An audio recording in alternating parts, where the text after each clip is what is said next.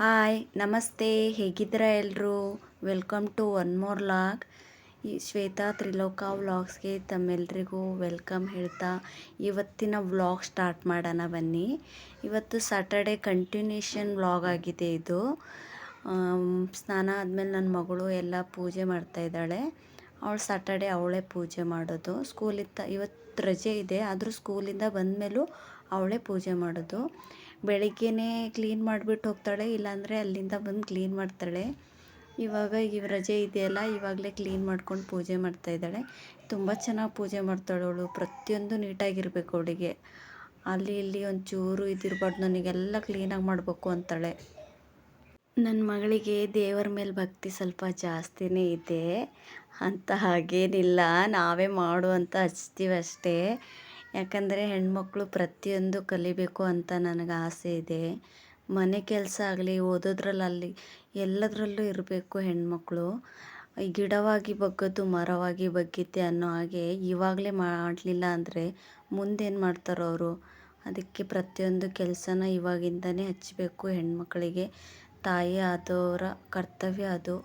ಇವತ್ತು ನಾನು ಸಿಹಿ ಕಡುಬು ತಿನ್ನಬೇಕು ಅಂತ ಅನ್ನಿಸ್ತೈತೆ, ಅದಕ್ಕೆ ಸಿಹಿ ಕಡುಬು ಮಾಡ್ತಾಯಿದ್ದೀನಿ. ನೋಡಿದ್ರಲ್ಲ, ಈಗ ಪೂಜೆ ಆದಮೇಲೆ ದೇವ್ರ ಹತ್ರ ಹೋಗಿ ವಿಕ್ಟ್ರಿ ಸಿಂಬಲ್ ತೋರಿಸ್ತಾ ಇದ್ದಾಳೆ. ಹಾಗೆ ಕ್ಯಾಮ್ರಾ ಮುಂದೆ ಬಂದು ಒಂದೊಂದು ನಾಟಕ ಆಡಲ್ಲ ಅವರು.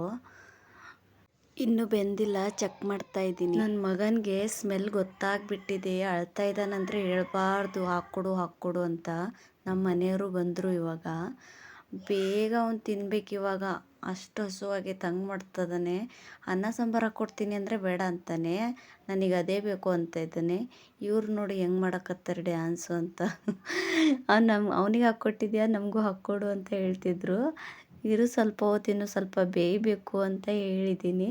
ಅದಕ್ಕೆ ಇಬ್ಬರು ಹಿಂಗೆ ಆಡ್ತಾಯಿದ್ದಾರೆ. ಹೊಟ್ಟೆ ಹಸಿವು ಹಂಗೆ ಆಡ್ತಾಯಿದ್ದಾರೋ ಏನೋ. ಸಿಹಿ ಕಡುಬು ಜೊತೆ ಕಾಯಿ ಹಾಲು ಮಾಡಿದ್ದೀನಿ. ತುಂಬ ಚೆನ್ನಾಗಿರುತ್ತೆ ಕಾಂಬಿನೇಷನ್ನು. ಯಾರಿಗಾದರೂ ರೆಸಿಪಿ ಬೇಕಿದ್ದರೆ ಕಮೆಂಟ್ ಮಾಡಿ, ಅದನ್ನು ವಿಡಿಯೋ ಮಾಡಿ ಹಾಕ್ತೀನಿ.